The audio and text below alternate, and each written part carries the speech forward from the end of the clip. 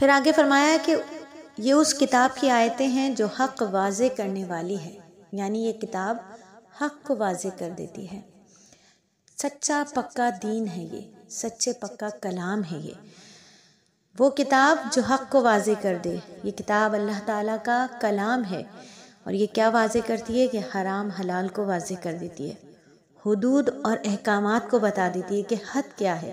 اس کو پڑھنے والا، اس کو ماننے والا ایک حد میں رہ کے زندگی کو گزارتا ہے۔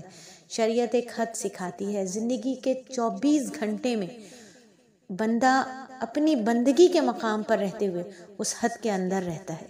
جو بندگی کے مقام سے نکلتے ہیں وہ شریعت کی حدود کو کراس کر جاتے ہیں۔ تو کیا دیتی ہے یہ کتاب؟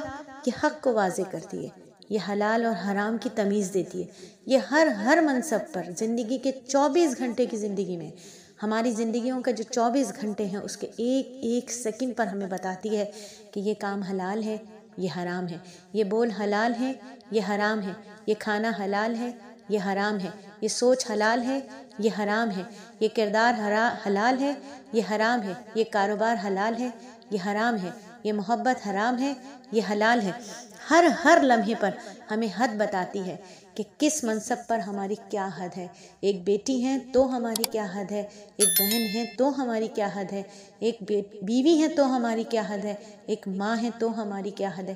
یہ ہمیں ہر مقام پر ہماری حد بتاتی ہے۔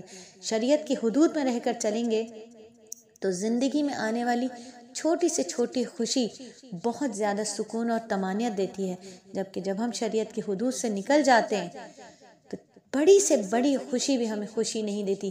آج دیکھ لیجئے کفار کو، آج دیکھ لیجئے مشرکین کو، آج دیکھ لیجئے ان کی زندگیوں کو جن کی زندگیوں میں دین ان کی حدود میں نہیں ہے۔ وہ دین پر اپنی زندگی کو اپنی حد کے ساتھ نہیں گزارتے۔ وہ چاہے جتنے بھی مالدار ہو جائیں، ان کی زندگیوں میں کوئی سکون، کوئی خوشی